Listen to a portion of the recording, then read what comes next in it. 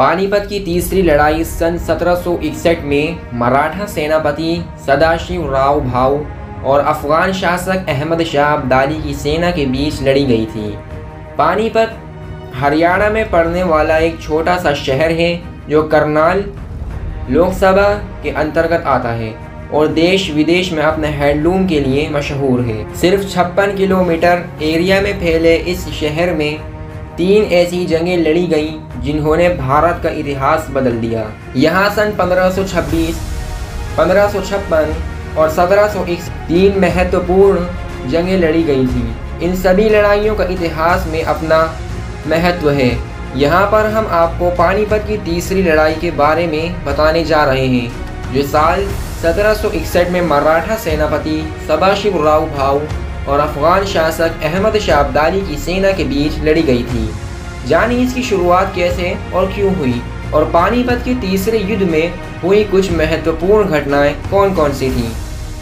मुगल सल्तनत के सबसे ताकतवर राजा में से एक औरंगजेब की मौत के बाद मराठों ने अपना वर्चस्व बढ़ाना शुरू कर दिया। मराठों ने दक्कन में कई क्षेत्रीय राज्यों पर कब्जा करने के साथ भारत के एक बड़े हिस्से पर अपनी पकड़ बना ली। वहीं नादिर शाह द्वारा भारत पर हमलावर मुगलों का पतन तेज हो गया था, जिसने 1739 में तख्ते तोस और कोहिनूर हीरा भी छीन लिया। नादिर शाह की मौत के बाद अहमद शाह अब्दाली अफगान के शासक बने और उन्होंने दुर्रानी रियासत की स्थापना की। भारत पर कब्जा करने के दौरान जब उनके बेटे लाहौर में जंग हार गए तो उन्होंने खुद भारत पर हमला करने की योजना बनाई। अहमद शाह अब्दाली सन 1759 के आखिर तक अपने अफगान कबीलों के साथ लाहौर की जीतते हुए दिल्ली के नज़दीक पहुँचे। पानीपत से पहले करनाल और कुंजपुरा में अफगान और मराठा सैनिकों के बीच जंग हुई, जिसमें अफगान सेना को भारी नुकसान हुआ। इस जंग ने दुर्रानी को इस हद तक क्रोधित कर दिया कि उन्होंने मराठों पर हमला करने के लिए हर कीमत पर यमुना नदी पार करने का हुक्म दिया। दोनों सेनाओं के बीच महीनों तक छोटी छोटी लड़ाइयाँ चलती रहीं, जिसके बाद दोनों तरफ की सेनाएं अंतिम हमले के लिए इकट्ठी हुईं। इस दौरान मराठा सेना का खाना लगभग खत्म हो गया था। पानीपत में दोनों सेनाओं के बीच 14 जनवरी 1761 को घमासान युद्ध शुरू हो गया। इस जंग में गार्दी सेना प्रमुख इब्राहिम खां गार्दी ने मराठों का साथ दिया। वहीं दोआब के अफगान रोहिला और अवध के नवाब शुजाउद्दौला ने अहमद शाह अब्दाली का साथ दिया। मराठों को रसद नहीं मिल पा रही थी, जिससे उनकी सेना में भुखमरी फैल गई। वहीं अहमद शाह की सेना को अवध और रुहेलखंड से रसद की जा रही थी। 14 जनवरी को सुबह करीब 8 बजे शुरू हुए इस जंग में दोपहर के समय तब बड़ा परिवर्तन आया जब सदाशिव भाऊ अपने हाथी से उतरकर घायलों का जायजा लेने लगे। इधर जब बाकी मराठा सरदारों ने देखा कि सदाशिवराव भाऊ अपने हाथी पर नहीं है तो पूरी सेना में हड़कंप मच गया, जिससे सेना का कमान न होने के वजह से पूरी सेना में अफरा तफरी मच गई और सारे सैनिक भागने लगे। इसी भगदड़ में सैकड़ों सैनिक मारे गए। इस जंग में शाम तक आते आते पूरी मराठा सेना खत्म हो गई। अब्दाली ने इस मौके को सबसे अच्छा मौका समझा और अपने रिजर्व 15,000 सैनिकों को जंग में उतार दिया।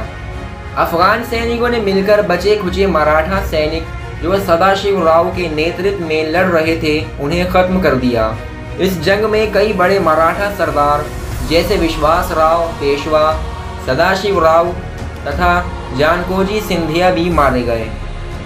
इब्राहिम खान गार्दी जो कि मराठा तोपखाने की कमान संभाले हुए थे, उनकी भी इस जंग में मौत हो गई। इतिहासकारों के अनुसार इस जंग में 1 लाख से ज़्यादा लोग मारे गए थे। पानीपत की तीसरी लड़ाई ने भारत में सत्ता के समीकरण बदल दिए। मराठा सेनापति सदाशिवराव के पास शुरुआत से ही धन का अभाव था। उनके पास एक विशाल फौज के लिए पर्याप्त खाना सामग्री नहीं थी।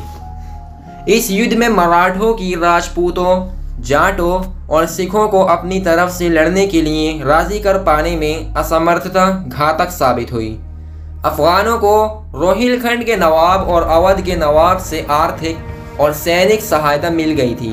उन्हें भोजन सामग्री की इतनी कठिनाई नहीं उठानी पड़ी जितनी मराठों को।